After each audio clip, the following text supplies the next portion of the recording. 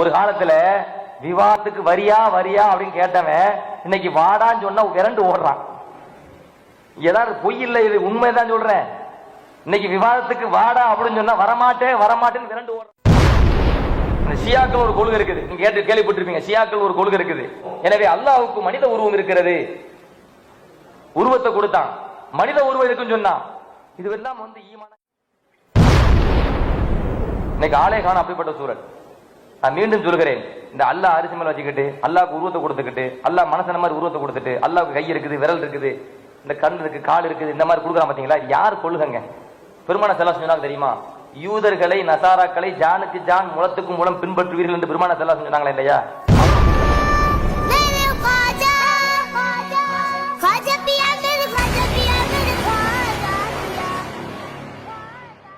கேட்டீங்கன்னா இந்த வஹாபிகள் அசத்தியவாதிகள் அவங்க என்ன சொல்ல வராங்க நம்ம கூர்ந்து கவனிக்கணும்.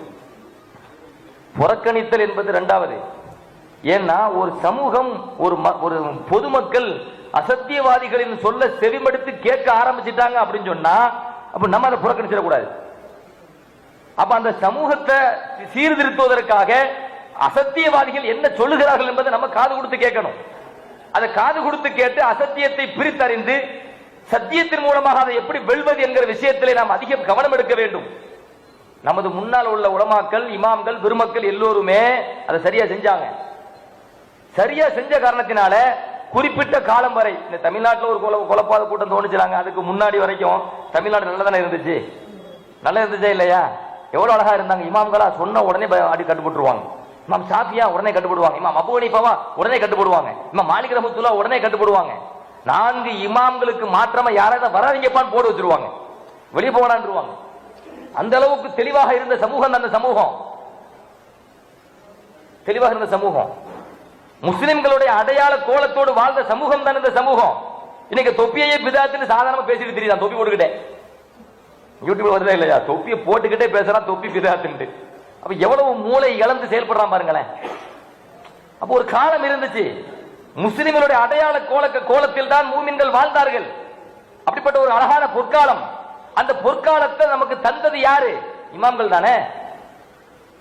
வழிகேடர்களுடைய, வஹாபிகளுடைய, ஷரியத்திற்கு புறம்பான பாத்தில்வாதிகளுடைய கருத்துக்களை உள்வாங்கி இது அசத்தியம் இது சத்தியம் என்று நம் இமாம்கள் நமக்கு முன்னாடி சொன்னாங்களே இல்லையா?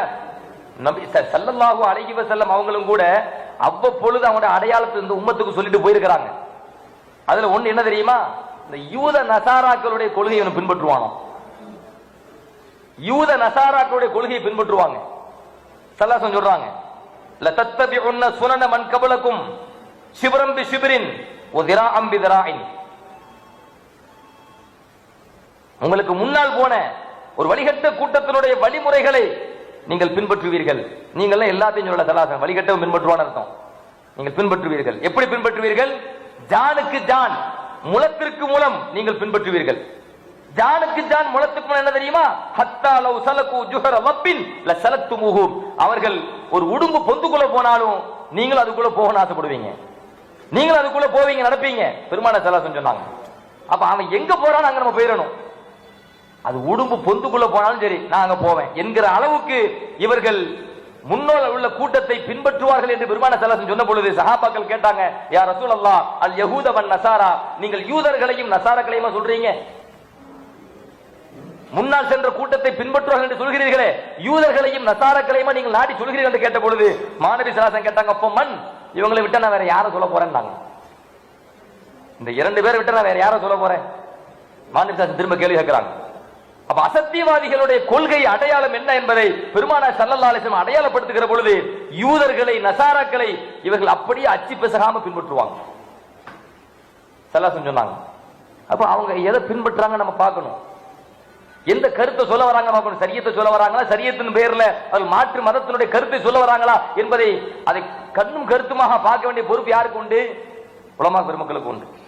அதுதான் முன்னாடி நபி ஸல்லல்லாஹு சொன்னாங்க, 72 வழிகட்ட கூட்டம் தோணும் சொன்னாங்களா? 72 வழிகட்ட கூட்டத்தை நம்ம ஆராய்ந்தோமா? ஆனால் நமது முன்னோர்கள் இமாம்கள் ஆராய்ந்து வெறும் 6க்குள் அடக்குனாங்க. 72 தனித்தனியா பேர் சொல்ல தேவையில்லை, வெறும் 6 தான் அசல். அந்த 6ல ஒவ்வொன்றும் 12 12 பிரியுது. 12 12 பிரிஞ்சா மொத்தம் 72 கூட்டம். அந்த 6 கூட்டத்தினுடைய அசல் கூட்டத்தை நம் இமாம்கள் பட்டியலிட்டு மிக முக்கியமான கொள்கையை பதிவு செய்கிறார்கள். அந்த சுருக்கமா சொல்றதா இருந்தா அந்த 72 கூட்டத்தின் கலவையாகத்தான் இன்றைய வஹாபிகள் இருக்கிறாங்க. நான் சொல்லிடுறேன், தனியா இவனுக்கு ஒரு கொள்கை கிடையாது, தனியா இவனுக்கு ஒரு கொள்கை கிடையாது. 72 கூட்டத்தில் அங்க கொஞ்சம் இங்க கொஞ்சம் இங்க கொஞ்சம் கொஞ்சம் கொஞ்சம் எடுத்து அதுக்கு ஒரு பேர் வச்சுட்டான், தௌஹீத் ஜமாத்னு பேர் வச்சுட்டான். அது ஏதோ ஒரு பேரு, நிறைய பிரிஞ்சு பிரிஞ்சு போறாங்கல்ல, பேர் தான் பிரிஞ்சதை தவிர கொள்கை அதேதான். 72ல இருந்து கொஞ்சம் கொஞ்சம் எடுத்துறாங்க, 72ல இருந்து கொஞ்சம் கொஞ்சம் எடுத்து அவன் அதுக்கு ஒரு பேர் வைக்கிறான். நமக்கு முன்னால் உள்ள இமாம்கள், முன்னோர்கள், இறைநேசர்கள் அவன் அடையாளத்தை புல எடுத்து காட்டி சமூகத்துக்கு காட்டி அவனை அடிச்சு புதைச்சிட்டாங்க. புதைச்ச பிறகு தோண்டி எடுத்து அவன் அந்த 72ல கொஞ்சம் கொஞ்சமா எடுத்து ஒரு கொள்கையை கொண்டு வந்து அதுக்கு ஒரு பேர் வச்சா தௌஹீத் ஜமாத். அந்த ஷியாக்கள் ஒரு கொள்கை இருக்குது, நீங்க கேள்விப்பட்டிருப்பீங்க. ஷியாக்கள் ஒரு கொள்கை இருக்குது. அந்த கொள்கைவாதிகளுடைய கொள்கை என்ன கேட்டீங்கன்னா, சஹாபாக்களை திட்டுறது, சஹாபாக்களை காஃபிர்னு சொல்றது. சஹாபாக்களை திட்டுறது, சஹாபாக்களை காஃபிர்னு சொல்றது. ஷியாக்கள் ஒரு குரூப் இருக்குது, ராஃபிலா, முத்தி போனா ராஃபிலா, ஷியா கொள்கை முத்தி போனா ராஃபிலா.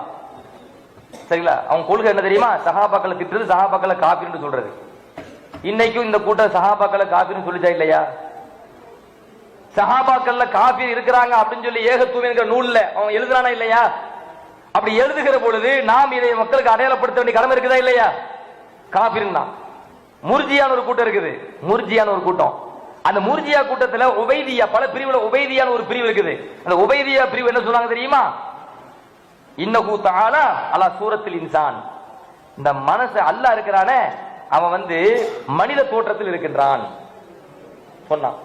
அல்லாஹ்க்கு உருவம் இருக்குது, அந்த உருவம் மனசு தோற்றத்தில் இருக்குன்னா என்னடா ஆதாரம் அப்படின்னு கேட்டா, கலக்கல்லாஹு ஆதம் அலா சூரத்தில் ரஹ்மான்.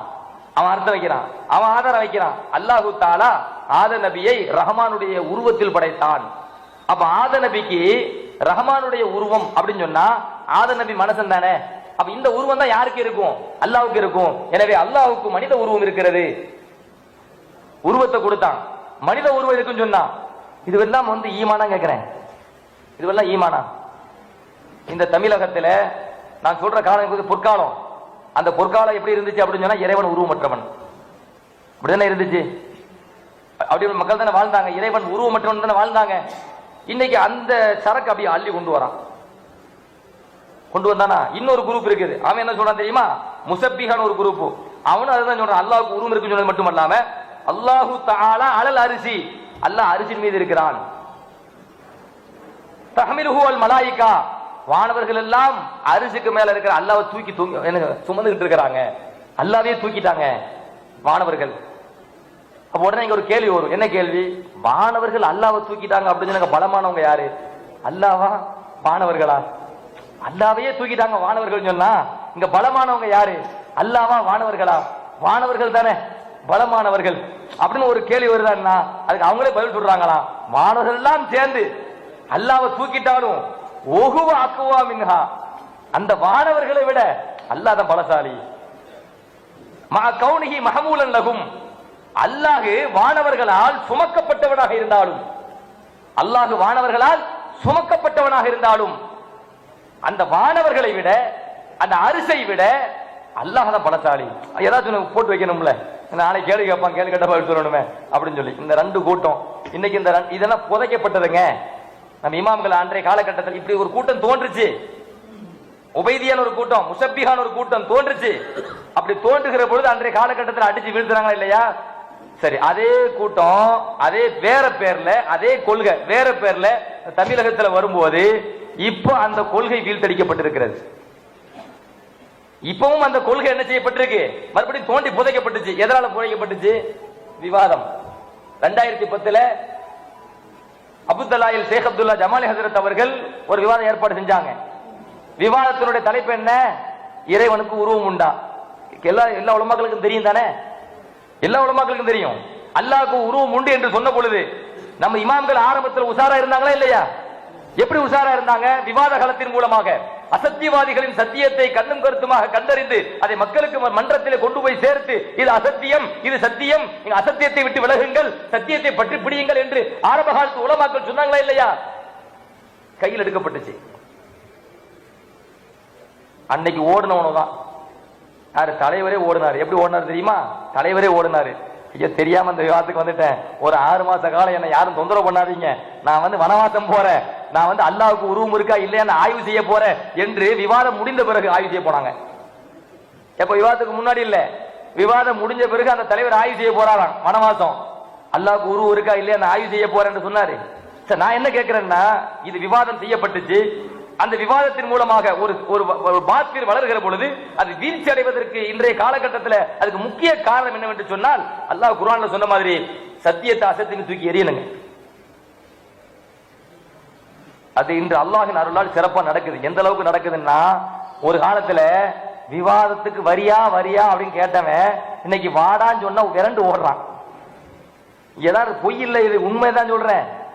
இன்னைக்கு விவாதத்துக்கு வாடா அப்படின்னு சொன்னா வரமாட்டேன் வரமாட்டேன்னு விரண்டு ஓடுறான். மேலப்பாளையத்துல ஒரு மீட்டிங் வச்சான எம்.எஸ். சுலைமான், பேரை சொல்றேன், மறுக்க முடியாது இல்ல, எம்.எஸ். சுலைமான். அவன் பேசுறான், என்ன பேசுறான் தெரியுமா? சின்ன ஜமாத்துக்காரங்க விவாதத்தை கூப்பிட்டாங்க வரமாட்டோம், இப்படியே சின்ன ஜமாத்துக்காரங்க விவாதத்தை கூப்பிட்டா வரமாட்டோம். முடிஞ்சு போச்சா? ஒரு காலத்துல என்ன பூஜாண்டி காட்டினீங்க? விவாதத்துக்கு சுன்ன ஜமாத்துக்காரங்க கூப்பிட்டா அவங்க வரமாட்டாங்கன்னாங்க. இன்னைக்கு அவங்க கூப்பிட்டா நான் வரமாட்டேன் அப்படின்னு சொல்லி பின்னங்கால் பிடரில் அடிக்க ஓடுகிற அளவுக்கு இன்னைக்கு அது நடக்குது. அப்படின்னு சொன்னா இன்னைக்கு அவங்க அவருடைய கருத்தை மக்கள் மன்றத்தில் கொண்டு போய் சேர்க்கறதுக்கு அவர்கள் அஞ்சுகிறார்கள் என்று சொன்னால், இந்த மாதிரி மேடை போட்டு நீ சத்தியத்தில் இருக்கிறியா, உண்மையில் இருக்கிறியா, வாதத்துக்கு வரியா என்று கேட்கறதுக்கு திராணி இல்லாமல் போகிறார் என்று சொன்னால், இந்த வீழ்ச்சிக்கு ஒரு காரணம் என்ன? நம் தமிழகத்திலே முதல்ல இந்த விவாதம் என்கிற போர்க்களத்தினுடைய கொடியை தூக்கியவர்கள் ஜமானை சிறத்தவர்கள்.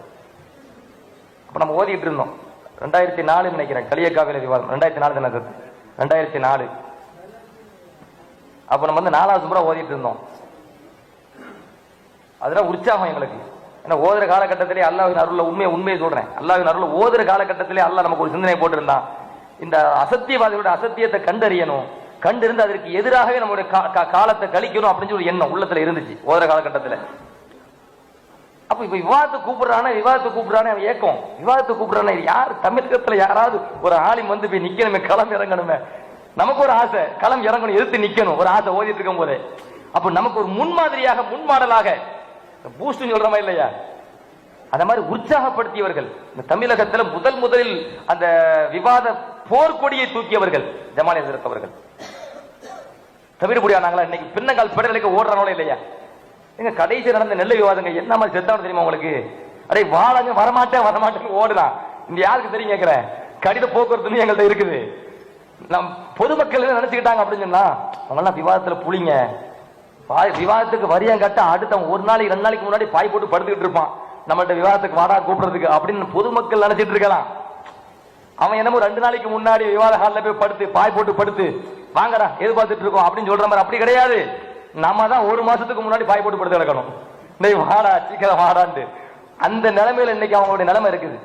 அப்ப இந்த அசத்தியம் இன்னைக்கு அசத்தியவாதிகள் தங்களுடைய கருத்தை சொல்வதற்கு எடுபடாமல் போனது. மக்கள் மன்றத்தில் அது எடுபடாமல் போகிறது என்று சொன்னால், அவர்கள் எந்த ஆயுதத்தை கையில் எடுத்தார்களோ அதே ஆயுதத்தை கையில் எடுத்து திருப்பி அவங்களே தாக்குறது. நான் மீண்டும் சொல்கிறேன், இந்த இறைவனுக்கு உருவம் உண்டு என்கிற கொள்கை இந்த அரசுக்கு மேல இருக்கிறான் ஒரு கூட்டம் இலங்கையில் ஒருத்த மாதிரிட்டான். அவன் பேரு ஜஹரான், அவன் போய் சேர்ந்துட்டான். சரிங்களா? அவன் ஒரு தீவிரவாதியாகி சேர்ந்து போய் சேர்ந்தானீங்களா இலங்கையில என்டிஜே, அந்த இதுக்கு பேர் என்டிஜே. அவன் ஜமாலிசத் அவர்களை விவாதத்துக்கு கூப்பிட்டு விவாதத்துக்கு போனாங்க.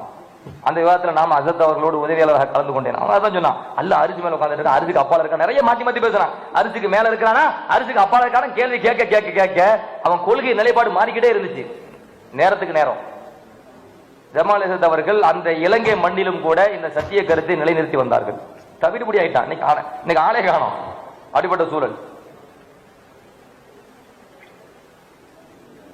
இன்னைக்கு ஆளே காணும், அப்படிப்பட்ட சூழல். நான் மீண்டும் சொல்கிறேன், இந்த அல்லாஹ் அரிசி மேல வச்சுக்கிட்டு அல்லாஹ்க்கு உருவத்தை கொடுத்துக்கிட்டு, அல்லாஹ் மனசன மாதிரி உருவத்தை கொடுத்துட்டு, அல்லாஹ்க்கு கை இருக்குது, விரல் இருக்குது, இந்த கண் இருக்கு, கால் இருக்குது, இந்த மாதிரி கொடுக்குறான் பாத்தீங்களா? யார் கொள்ளுங்க? பெருமான செல்லா சொன்னாங்க தெரியுமா? யூதர்களை நசாராக்களை ஜானுக்கு ஜான் முளத்துக்கு மூலம் பின்பற்றுவீர்கள் என்று பெருமான செல்லா சொன்னாங்களா இல்லையா? அவங்க கொள்கை தானங்க. இமாம் இப்னு ஹஜர் அஸ்கலானி ரஹ்மத்துல்லாஹ் ஃபத்ஹுல் பாரியில, இமாம் இப்னு ஹஜர் அஸ்கலானி ரஹ்மத்துல்லாஹ் ஃபத்ஹுல் பாரியில இறைவனுக்கு உருவம் உண்டு என்று யார் சொல்றா என்ற கருத்தை இமாம்கள் முன்னால் உள்ள இமாம்கள் சொன்ன அந்த கருத்தை அப்படி எடுத்து சொல்றாங்க. அதுல இமாம் குர்துபி ரஹ்மத்துல்லாஹ் சொல்றாங்க, இது யூதர்களின் கொள்கை. ஃபத்ஹுல் பாரி தூக்கி பாருங்க, இது யூதர்களின் கொள்கை. எது? அல்லாஹ்வுக்கு உருவம் கற்பித்தல் என்பது யூதர்களின் கொள்கை. அப்படி சொன்னாங்களா? சரி, நம்மளும் பைபிள் எடுத்து பார்த்தோம். பைபிள்ல பழைய ஏற்பாடு புதிய ஏற்பாடு இருக்கலாங்க. அதுல பழைய ஏற்பாடுல ஆதியாகமம் அப்படி ஒரு அதிகாரம் இருக்குது. பழைய ஏற்பாட்டுல பைபிள் இன்னும் இருக்குது. அதுல ஒரு ஒரு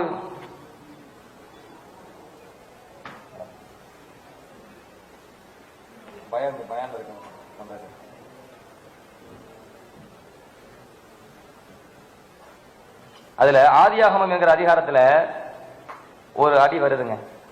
அதுல தேவன் சொல்றானா, அவன் தேவன் இறைவன் சொல்றான். அந்த தேவன் சொல்றானா, நமது சாயலாகவும் நமது ரூபத்தின் படியையும் மனுஷனை உண்டாக்குவோமாக என்று தேவன் சொன்னான். இறைவனுடைய சாயல்ல, இறைவனுடைய அந்த ரூபத்துல மனுஷனை உண்டாக்கட்டுமாக அப்படின்னு இறைவன் சொன்னானா, மனசை உருவானானா? இறைவனுடைய சாயலில். அடுத்து பாருங்க, தேவன் தம்முடைய சாயலாக மனுஷனை சிருஷ்டித்தார், அவனை தேவ சாயலாகவே சிருஷ்டித்தார். இது ஆதியாகமம் என்கிற அதிகாரத்துல வசனம் எண் 27ல அவங்க போட்டதை நான் சொல்ல வரேன். இறைவனை, அதாவது ஆத நபியை அல்லாஹ்வுடைய உருவத்தில் படைத்தான் என்கிற கொள்கை யார் கொள்கை? யார் கொள்கைங்க? யூதர்களுடைய கொள்கைங்க. அவங்க தான் அப்படி எழுதி வச்சிருக்கிறாங்க. இன்னைக்கு அந்த கொள்கையை தான் இன்னைக்கு சமூகத்தை அவன் பரப்பிட்டு இருக்கிறான். அல்லாஹ் வந்து ஆத நபி அல்லாஹ்வுடைய உருவத்தில் படைச்சிட்டான்னு சொல்லி அதுக்கு அர்த்தமே கிடையாது. ஜமால் ஹஸரத் அவர்கள் விவாத காலத்தில் அந்த ஹதீஸுக்கு தெளிவான விளக்கத்தை கொடுத்தார்கள், இன்னும் இருக்கிறார். அதுக்குள்ள போகல. ஆனா இது யார் கொள்கை என்று நம்ம பார்த்தோமையானால் இமாம் குர்துபி ரஹ்மத்துல்லாஹி அலைஹி சொல்கிறார்கள், யூதர்களின் கொள்கை. உண்மையிலே பைபிளை எடுத்து பார்க்கிறோம், பழைய அதிகாரத்தை எடுத்து பார்க்கிறோம், பழைய ஏற்பாட்டை எடுத்து பார்க்கிறோம். அவங்க கொள்கை அப்படித்தான் எழுதி வச்சிருக்கிறாங்க. ஆதாமை இறைவன் அவனுடைய உருவத்தில் படைத்தான் எழுதி வச்சிருக்கிறாங்க. பச்சையா இருக்குதா இல்லையா? அப்ப அவர்கள் எந்த கொள்கையில் இந்த மக்கள்கிட்ட கொண்டு போய் சேர்க்கிறாங்க? எப்படிப்பட்ட குஃபருடைய கொள்கையை இந்த மக்கள்கிட்ட சேர்க்கிறாங்க? பழைய காலகட்டத்தில் அவங்க கொண்டு போய் சேர்க்கின்ற பொழுது அதை சரியான முறையில நான் மக்களிடத்துல கொண்டு போய் விழிப்புணர்வு ஏற்படுத்த தவறினோமையானால் அவங்க வளர்ந்துகிட்டு தான் இருப்பான். விவாதம் செய்வன் ஒதுங்கி இருந்தோம், சாக்கடைக்குள்ள போய் ஏன் விழணும் அப்படிங்கறனால தான் ஒதுங்கி இருக்கிறோம். அன்றைய காலகட்டத்து உலமாக்கள் ஒதுங்கி இருந்தாங்க. ஒதுங்கி இருக்கிற அந்த கேப்பை பயன்படுத்தி வளர்ந்தான்.